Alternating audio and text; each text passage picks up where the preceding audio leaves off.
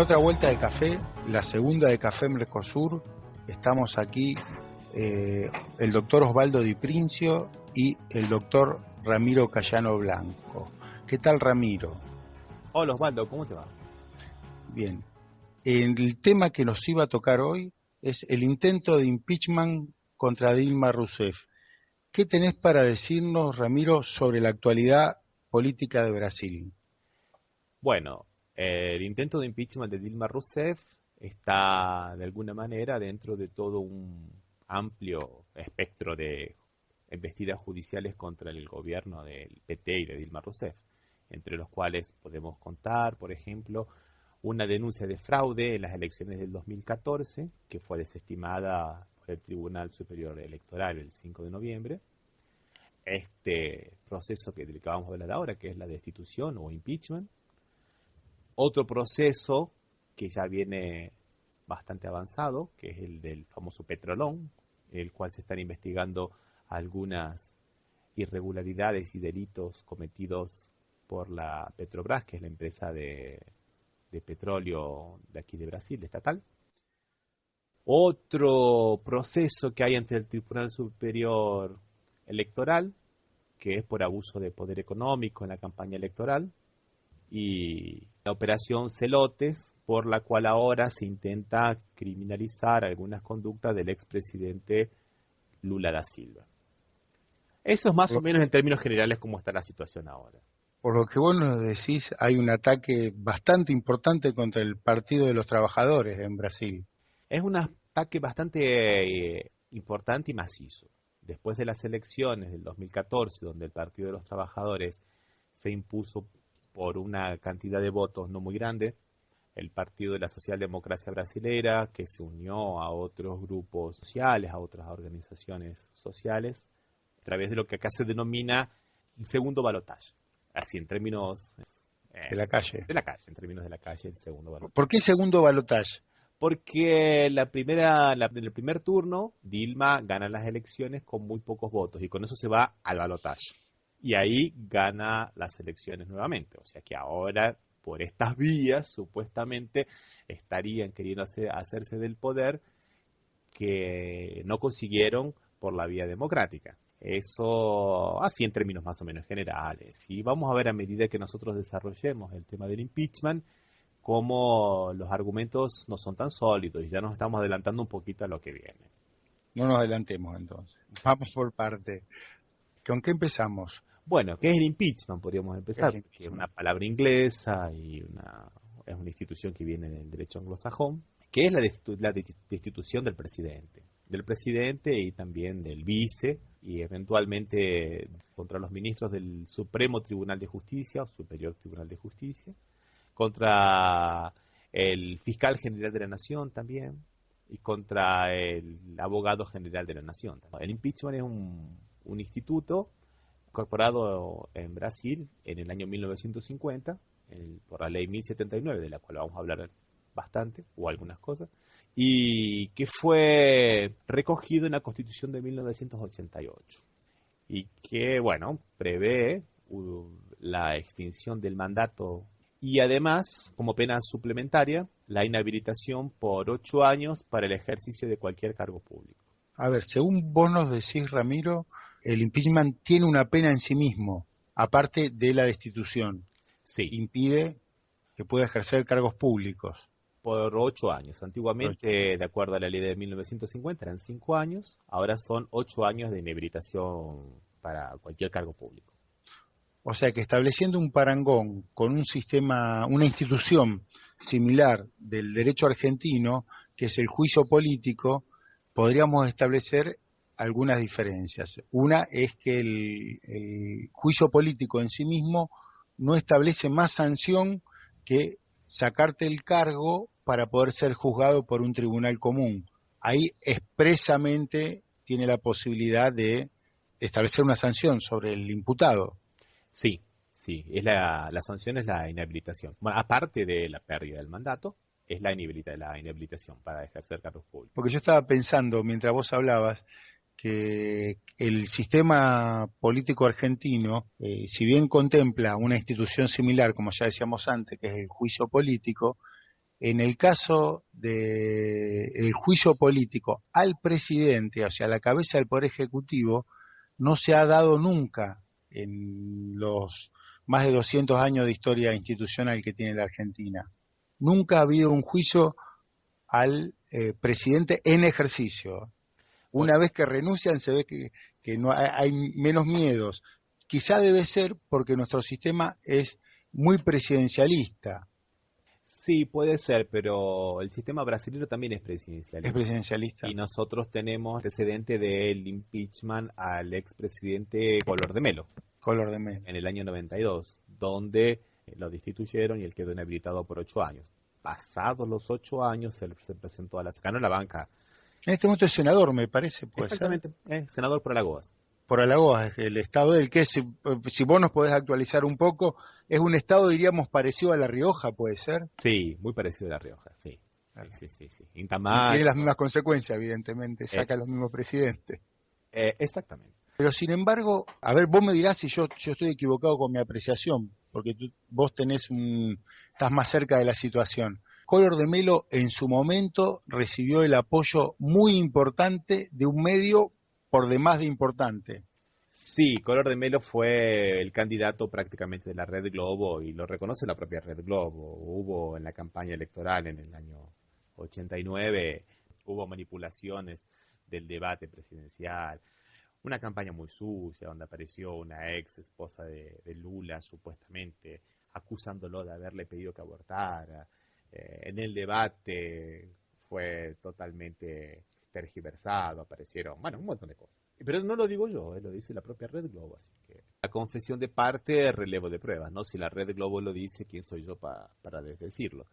De cualquier manera, es bueno recordar que en aquel momento, a pesar del impeachment, en el Tribunal Superior de Justicia, a Collor de Mello no le consiguieron probar absolutamente nada. O sea que perdió el mandato, tuvo la pena de los 8 años de inhabilitación, pero después judicialmente no hubo mayores consecuencias, inclusive porque parece que la investigación en su momento no fue muy bien realizada. No, pero el impeachment funcionó. El impeachment en Brasil respeta algunas reglas de procedimiento, como es el caso del juicio político en nuestro país, porque en nuestro país el juicio político, si bien es discutible el carácter de juicio por estar llevado adelante por un poder que no es el poder judicial, sino el poder legislativo, sin embargo se respeta que hay un debido proceso y un derecho de defensa. ¿Eso se respeta en Brasil? Has tocado un punto bastante interesante, Osvaldo, porque sí, tiene que respetarse. El problema es que esta ley que incorpora el Instituto del Impeachment de 1950 y después cuando la retoma la Constitución de 1988, dice que en la Constitución que una ley especial tiene que reglamentar qué es impeachment y cuál será el procedimiento.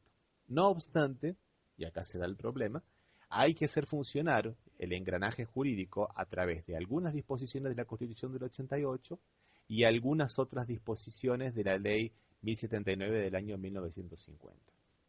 Esto no es menor. Esto no es menor porque es uno de los grandes intríngulis que se planteó en la Cámara de Diputados y a lo largo de todo este año, con todos los pedidos de impeachment que se han realizado, que son 14. Y vamos a ver ahora de cómo el presidente de la Cámara de Diputados, Cunha, del PMDB, del Partido Democrático Brasileiro, del expresidente Sarney, pero opuesto al gobierno. ¿Sarney es opuesto al gobierno? No, el PMDB es aliado, pero el presidente de la Cámara de Diputados, Cunha, Es opuesto al gobierno. al gobierno. Es una cosa interesantísima, ¿no? Mientras tienen ministerios dentro del gobierno, son oposición al gobierno. Que era presidente, mientras en la Argentina era presidente Raúl Alfonsín, con los que empiezan el primer proceso de integración entre los dos países, diríamos. Sí, Para que acá en la Argentina nos ubiquemos un poco quién era Sarney. sí, Sarney que firma con Alfonsín en el año 85 el acta de Foz de Iguazú, que después en el 91 se transformará en el Tratado de Asunción que crea el Mercosur. Ya con Collor de Mello y el riojano más famoso. Exactamente, con Collor de Mello y el riojano más famoso. Pero, Sí. Pero además de un procedimiento bastante detallado que tiene que realizarse, hay causas por las cuales se le puede iniciar el impeachment al presidente, al vice y a los ministros, etcétera. No es por cualquier motivo. La ley 1079 habla de crímenes, o sea que ya estamos hablando de alguna manera de una pena. Hasta como un prejuzgamiento aparte, ya establece que es un crimen el que se lo está acusando. Sí, y eso es una cosa interesante de dejar claro, porque en los medios de comunicación que son pro-impeachment, digamos, o sea, en todo momento se habla de que son infracciones administrativas y no crímenes administrativos, No, como dice la crímenes. ley. Claro, porque la ley establece que hay una serie de cosas, ¿no? Pero básicamente que habla de crimen de improbidad administrativa. ¿Qué es esto de improbidad administrativa? Y es mala fe la administración pública. La improbidad administrativa es una figura genérica, una figura técnica que se refiere a lo que es la corrupción, ¿no? Que hablamos en términos generales, la corrupción administrativa. Y así lo dice la propia ley de improbidad administrativa. Pero es un poco para que veamos cómo se manejan las cosas aquí, por lo menos mediáticamente. Y bueno, y ahí tiene que ver inclusive con las acusaciones que se le hacen a Dilma.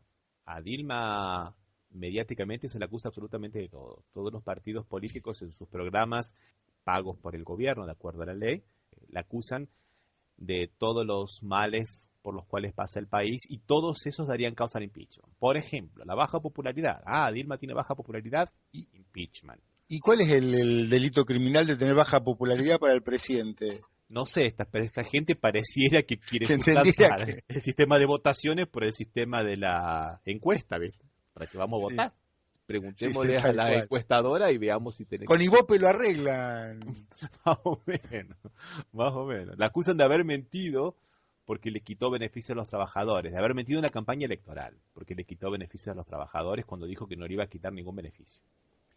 ¿Y hay, Y hay algún beneficio? O sea, esto solamente para poder establecer un parangón con la situación actual en Argentina. ¿Se le quitó algún beneficio a los trabajadores? depende cómo se lo interprete.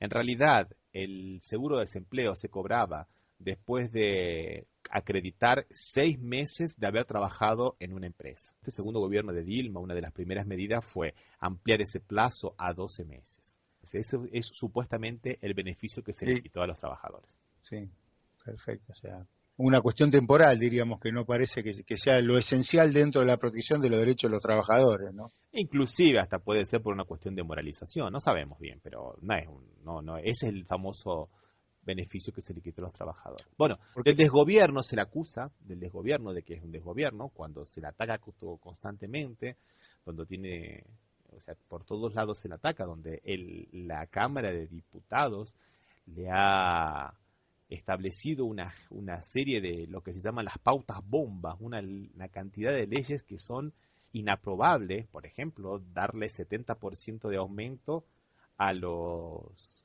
empleados del Poder Judicial, con lo cual quiebra las arcas públicas, sí. porque son salarios que ya son altos, imagínate sumarles, darle el 70% de aumento, no hay cómo pagarlos. Y otro tipo de leyes que acá se las denominan pautas, leyes bomba, digamos, porque son de cumplimiento imposible para el gobierno, y solo la idea es realmente... O sea, bombardearlo, destruirlo, explotarlo. Exactamente. O sea, usaba la bomba como en el castellano, ¿no? Como Sí, bomba como castellano, una pauta, una cosa que va a que explotar. busca explotar. Claro. Y de la inflación se le acusa también. De la inflación. Sí, porque la inflación subió. Sí, es verdad, la inflación subió, realmente la inflación subió. Rozó el 10%, estaba en el 6%, roza el 10%. Entonces, una de las acusaciones que le hacen los partidos políticos para fundamentar el impeachment es la inflación. Pero bueno, cada uno de estos argumentos para iniciar el impeachment no tiene ninguna cabida. En realidad le hicieron 14 pedidos de impeachment y uno solo fue el que prosperó, que es el que nos vamos a detener para analizar ahora, pero uno solo prosperó. Entonces, por lo que vos me decís, cada pedido de impeachment que tiene Dilma está asociado expresamente a la acusación de un delito, de una cuestión criminal. Más o menos, los pedidos son... La idea es alimentar la agenda periodística todo el día. Entonces, todos los días nosotros nos desayunábamos con un nuevo pedido de impeachment que el presidente Cunha verá si lo acepta o no lo acepta. Y acá empezamos a hablar del presidente Cunha. El presidente Cunha es el presidente de la Cámara de Diputados y que pareciera que es una especie como de cogobierno, porque él es el que tiene la facultad de aceptar o archivar los pedidos de impeachment. ¿Solamente con la opinión del presidente de la Cámara alcanza? Con la opinión del presidente de la Cámara se inicia el proceso.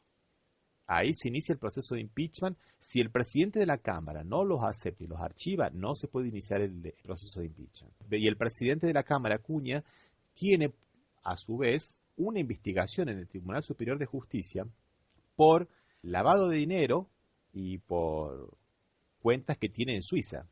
O sea, los pedidos de impeachment como moneda de cambio con relación a cómo andan los procesos que él tiene por estos delitos. Tanto es así que él acepta uno de los pedidos de impeachment, el que realizan los juristas Helio Bicudo, que había sido uno de los fundadores del PT, pero como no le dieron ningún cargo en 2003, él quería ser ministro de Justicia, y no lo fue. Y Miguel Reales Jr.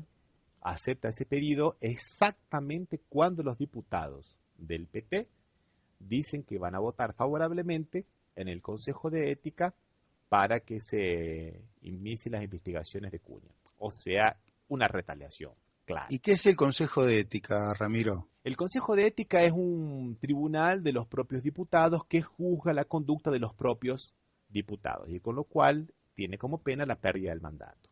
Al presidente Cunha, el presidente de la Cámara, se le inició el Consejo de Ética, que es una especie de tribunal, por haber mentido en el mes de marzo en una comisión parlamentar de investigación acerca de las cuentas que tenía en el exterior. Cuando le preguntaron, dijo que no tenía ninguna cuenta en el exterior, que no tenía dinero en el exterior y que no tenía otro dinero que el que declaraba en el impuesto de renta.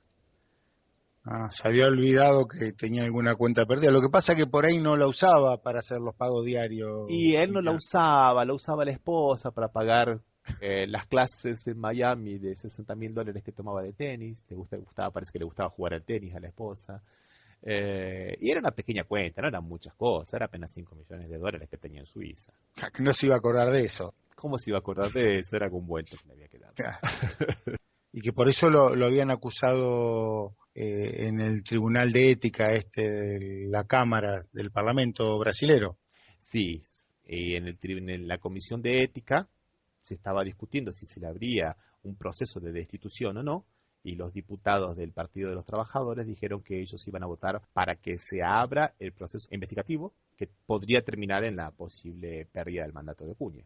Ante esta manifestación de los diputados del PT, en el mismo momento, Cunha decide aceptar el pedido de impeachment realizado por Bicudo y por Real. Este pedido básicamente se fundamenta en dos cosas. Una, en los escándalos en la Petrobras, pero no nos vamos a detener en esto porque en realidad los escándalos en la Petrobras fueron realizados en 2014, en el anterior mandato de Dilma. Y uno de los límites temporales de la ley de impeachment es que no se puede condenar por delitos cometidos en mandatos anteriores. O sea que solamente se la puede condenar a Dilma por lo que haya ocurrido desde el mes de diciembre, donde asume, hasta ahora, no por las cosas anteriores. Y específicamente lo que todo el mundo dice como causal de la destitución son dos cosas. Las pedaladas fiscales, como se llama popularmente, que sería una especie de bicicleta de contabilidad, una bicicleta fiscal, que consiste en una maniobra por la cual el gobierno tenía que pagar los planes sociales y no lo hace. Lo hacen los bancos del Estado, específicamente la Caixa Económica Federal y el Banco de Brasil, y después, en el próximo ejercicio, el gobierno le hace el depósito a los bancos. Sí, como que le devuelve lo que ha puesto en los planes sociales. No es una devolución, porque en realidad los planes sociales se pagan a través de esos bancos, solo que los bancos pagan sin la provisión de fondos previa. ¿Se entiende? O sea que la provisión de los fondos se la hace en el ejercicio posterior. Por eso que es una bicicleta contable. Y la segunda de las acusaciones es por haber emitido decretos que utilizaban gastos que excedían lo que le permitía la ley de presupuesto. Y de esta manera no habría cumplido las leyes de metas fiscales que el propio gobierno se autoimpone en todos los presupuestos año a año. No obstante, el Congreso después, a pedido de la presidenta, a posteriori, autorizó estos gastos y redujo la meta fiscal. Acá no es que se gasta lo que no se tiene, se gasta un poco más de lo que se había pretendido ahorrar. ¿Se entiende más o menos, Valdo? Sí, sí, sí, sí. Y O sea, esto fue allá tienen metas de inflación para cómo funciona, o sea, porque acá el entonces. presupuesto un poco más libre aparentemente. No, aquí todos los años el gobierno envía al Congreso, en la ley de presupuesto, lo que se dice una meta fiscal, o sea, es una estimativa de lo que él pretende ahorrar. Y supuestamente no habría cumplido esta meta por una situación especial. El dólar subió y las commodities internacionalmente bajaron. Todo el mundo sabe que no es un problema únicamente de la economía de Brasil, que es un problema de todas las economías de los países emergentes, hasta dentro de la China. Por eso también se tuvo que emitir este gasto adicional. Además es una práctica normal, no es la primera vez que ocurre varias veces. O sea que no es esa conducta que se le pide en la ley 1079 de improbidad fiscal. Además, hubo alguien que pidió 2 procesos de impeachment contra el vicepresidente, contra Temer, que es Que también es del PT, Ramiro. no, es del partido de Cuña, Está bien. del PMDB, porque él también firmó decretos. Mientras estuvo en el Poder Ejecutivo, también firmó decretos que autorizaban gastos no autorizados por el Congreso. Pero aquí no hubo problemas y Cuña archivó los 2 pedidos. O sea que contra Dilma habilitamos el impeachment, pero contra Cuña lo archivamos. ¿Se entiende esta cuestión Sí, de las está bien. dos medidas para la misma cosa con 2 medidas, ¿no? Sí, sí, sí, sí. Lo que pasa es que el que juzgaba evidentemente la viabilidad del pedido era la misma persona, era Acuña siempre. Claro, era Cuña. La ley de responsabilidad administrativa, que es del 92, que es más o menos la que establece qué es lo que sería improbidad administrativa, no lo define muy bien, pero define algunos casos para que nosotros tengamos alguna idea de que no es un simple no cumplimiento. Dentro de las causales de la improbidad administrativa coloca el enriquecimiento ilícito, el daño al tesoro público, la violación del principio de la administración. O sea que no es cualquier cumplimiento administrativo, es Sí, sí, realmente. es bastante limitado, diríamos, la posibilidad de encuadrar en incumplimiento administrativo. Y son conductas graves, ¿no? Son conductas realmente graves. No podemos pensar que una simple bicicleta contable configure eso, principalmente cuando no hubo daño al erario público, tampoco hubo enriquecimiento ilícito. Como todo el mundo dice, hasta el propio Fernando Enrique Cardoso dice, la presidenta Dilma no cometió delitos. La cuestión está en que quieren que los otros motivos políticos sean la base para el pedido de impeachment. Bueno, de acuerdo a lo que vos venías hablando, nos queda un solo tema por resolver. ¿Cómo está el impeachment ahora? Bueno, y esto es una pregunta bastante difícil de responder, porque después que el presidente de la Cámara de Diputados, Cuña, aceptó que se iniciara el proceso, se sigue el procedimiento para el impeachment, ¿no? Se forma una comisión de 65 diputados que van a hacer el juicio de preliminar de admisibilidad. Van a ver si hay posibilidad o no hay posibilidad de que se le haga el juicio a Dilma. Dilma. A Dilma. Esta comisión la eligen, de acuerdo, la eligieron, como se había hecho en el 92, los presidentes de los partidos políticos. Cuando el presidente del partido político del PMDB colocó en esta comisión algunas personas que no eran favorables al proceso de impeachment, el presidente Cuña quiso cambiar las reglas e inventó de su propia hechura, porque a él se le ocurrió, otra lista alternativa a esa donde no había ningún representante del gobierno ni tampoco diputados que fuesen contrarios al proceso de impeachment. O sea que teníamos ahora 2 comisiones, una que era la primera y otra, digamos, paralela. Y se sometió esto al plenario. Una que hubiese sido aparentemente de acuerdo a lo que determina la ley, la primera. Claro, y la segunda, la alternativa, de acuerdo a lo que determina el rito del presidente Cuña. ¿Se entiende? sí, sí, sí, O sí. sea, Que Cuña decide bastante, va. ¿Se bueno, entiende? que quiso crear un rito propio, quiso crear un procedimiento propio. Se vota en la Cámara de Diputados y la lista alternativa gana. Antes de la votación, los diputados del Partido Comunista de Brasil, que son de la vasalera de Dilma, entran con un recurso del Tribunal Superior de Justicia, La corte nuestra. exactamente, en la Corte Suprema de Justicia, impugnando los siguientes puntos. A esa lista alternativa no podía ser, no estaba prevista en la ley, fue una invención de Cuña. También que la votación de esta lista alternativa había sido hecha en forma secreta y la votación de las listas fue hecha en forma secreta y se impugnó. Y después, otra cuestión que creo que es interesante es, a partir de qué momento Dilma deja provisoriamente el cargo de presidente. Sí, a partir de la elección en la Cámara de Diputados o si a partir del juicio de admisibilidad que realiza la Cámara de Senadores. Ajá. Y esta es una cuestión importante, porque no es una cuestión simplemente formal. Si la Cámara de Diputados inicia el impeachment, pasa a la Cámara de Senadores, que la Cámara de Senadores es la que realiza todo el procedimiento y la que juzga, de acuerdo a lo que se venía manejando hasta ese momento, inclusive en todos los medios de comunicación contrarios al gobierno de Dilma, con la Red Globo a la cabeza, Dilma en ese momento debería dejar el poder. Mientras que en el proceso de Color de Melo no fue así. La Cámara de Diputados, por mayoría de votos, decidió iniciar el proceso y después la Cámara de Senadores, por mayoría simple, hizo un segundo juicio de admisibilidad. Bueno, y eso es lo que llegó al Tribunal Superior de Justicia.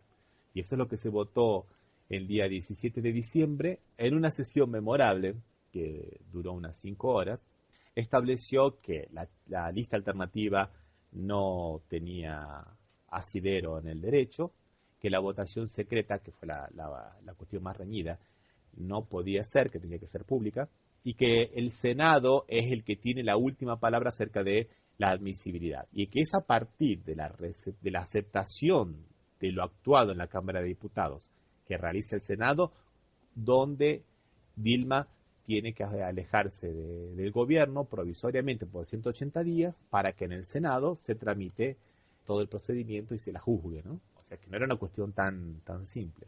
Y No, podía determinar quién quedaba como cabeza del Poder Ejecutivo en Brasil. bueno, Una decisión o la otra. ahí está la cuestión, porque si la tenían que alejar a partir del momento de la votación de la Cámara de Diputados, la alejaban, quedaba Temer, que era del partido de Cuña, o sea, del PMDB. O Sí, sea, es una especie como de golpe parlamentario. sí, sí, sí, sí. Y en orden seguía Cuña. Ah, perfecto, Entonces, se si había si armado. por algún motivo no podía asumir Temer, asumía Cuña. Poco también legislar en causa propia, de alguna manera, ¿no? Sí, sí. Y la Corte, ¿cómo se comportó? El primer voto fue del ministro Fachin, que prácticamente fue un voto pro impeachment. Todas las cuestiones les dijo que sí. El ministro Fachin es un ministro que fundamenta muy bien sus votos, sus decisiones. Entonces, todo el mundo daba ya como un hecho el impeachment. Pero el primer voto fue del ministro Barroso, que fue realmente una elección de derecho, donde derruba todas estas tesis que dan el impeachment y los otros ministros fueron de alguna manera adhiriendo a este voto y terminando con todas las pretensiones de Cuña. O sea, no había lista alternativa, la elección no podía ser secreta y el Senado era el que decidía.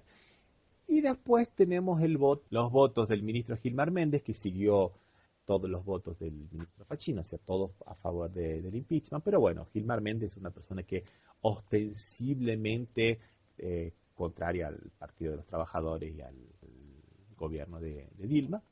Y el voto de el que había sido el abogado del Partido de los Trabajadores, Díaz Toffoli. Y aquí me gustaría detenerme por algunas cuestiones interesantes de este voto. Y a ver, ¿qué decía este voto que era tan interesante en su construcción? Bueno, decía que sí a la lista alternativa, decía que sí a la votación secreta y decía que sí al alejamiento de la presidenta a partir de la elección en la Cámara de Diputados. Pero lo que nos interesa aquí son los argumentos. El primer argumento de Toffoli es que era una cuestión interna de la Cámara esto de las listas alternativas, de las listas conforme marca la Constitución, de acuerdo al voto del doctor Barroso, que era una cuestión interna de la Cámara y que un órgano, en este caso el Tribunal Superior de Justicia, no podía intervenir en las cuestiones internas de otro órgano, o sea, la Cámara de Diputados. Bueno, no es una cuestión interna de la Cámara de Diputados, es una cuestión que hace al sistema de gobierno. Es la Cámara de Diputados, que es parte de un órgano colegiado, que quiere simplemente decapitar a otro órgano. Decapitar en el sentido de cortar la cabeza, de dejar acéfalo a otro poder. Sí, realmente lo más literal posible, ¿no? Es totalmente literal. El otro de los argumentos es que es un juicio político, que en los países, que tal es así, que en los países hispanohablantes se llama juicio político. Por eso es un proceso político y no es jurisdiccional. Y bien sabemos que, más allá de las diferencias o no, hay un proceso... No, se debe ajustar al debido proceso y se debe ajustar al derecho de defensa. Eso es insalvable, pero no por este juicio en particular, sino al sistema republicano, hacia el sistema republicano. Digamos. Exactamente. Y además, como habíamos visto antes, aquí también se aplica una pena, que es la inhabilitación. Además de la pérdida del mandato, que ya es una sanción. Sí, teniendo una sanción en sí mismo ya debería tener mucho más resguardos que lo que tiene un proceso que lo que busca solamente es permitirle que sea enjuiciado, como el sistema, diríamos, de los países que recepcionan el derecho europeo. Sí, concuerdo con vos, Osvaldo. Lo que pasa es que al darle esta categoría de proceso político, nuevamente, de alguna manera, nosotros estamos restableciendo todas aquellas causas que se expusieron durante todo el año. La inflación, que mintió y el desgobierno, todo ese tipo de cosas. O sea, no es un voto de confianza como en el sistema parlamentario, o un voto de falta de confianza como en el sistema parlamentario. Acá tiene que haber conductas que están establecidas y hay sanciones penales, que es la inhabilitación. Y el último de los argumentos, para que nosotros entendamos un poco lo endeble que es esta posición, es que el que no tiene 171 votos no puede permanecer en el gobierno. Vamos a ver, 171 votos es la tercera parte de los 513 diputados que componen la Cámara. Como para que el proceso de impeachment siga adelante, tiene que ser aprobado por las 2/3 partes de los miembros de la Cámara. El que tenga una tercera parte, digamos, se zafa. Pero no es un argumento muy jurídico, digamos, cuando convengamos, ¿no? No, o sea, porque en realidad lo que dice es que las 2/3 partes tienen que estar de acuerdo para poder iniciar el proceso. Y que por una cuestión circunstancial no se tenga esa tercera parte para defenderse, no significa que haya cometido, como dice la ley, crímenes de improbidad administrativa. No, seguro. O sea, no es una cuestión. Yo pensaba por qué él había dicho estas cosas, por qué él había sostenido una tesis tan endeble. Y la respuesta está cuando vi el noticiero de la noche de la Red Globo, cuando anunciaron las decisiones del Tribunal Superior de Justicia. El único voto que pusieron al aire fue el de Toffoli. Claro, el de Toffoli. Pero claro, seguramente. Terminando, Osvaldo, ¿qué te parece? Una acusación con una base flojita de papeles, digamos. Sí, floja de papeles. Un procedimiento que va cambiando constantemente de acuerdo a las circunstanciales mayorías y componendas políticas que tengan los opositores. O sea, no te asegura un debido proceso, porque si el proceso cambia, no es un debido proceso. Como lo dijiste vos. ¿Qué te parece? ¿Te has acordar algo esto? Lugo le pasó lo mismo, evidentemente. Yo escuché toda la sesión de la condena de Lugo y no hubo en ningún momento ninguna acusación. Por eso que acá en los bastidores se le llama a este proceso de impeachment un golpe a la paraguaya. ¿Alguna coincidencia? No, sí, tiene varias. O sea, lo que pasa es que se ve que en varios países se repite la situación. Sobre todo se repite la fortaleza de los poderes mediáticos, que son los que ayudan a que se puedan promover todo este tipo de conductas y políticas. Y eso ya me parece que es un tema para un próximo programa, Osvaldo, y nos va a dar mucho para hablar. Sí. Bueno, creo que ya hemos hablado bastante por hoy, ¿no, Osvaldo? Sí, ya creo que el que nos estaba escuchando ya está deseando que termináramos. Entonces vamos a complacerlo y vamos a terminar tranquilo. Osvaldo, un abrazo y hasta el próximo. Hasta el próximo programa. Hasta el próximo café.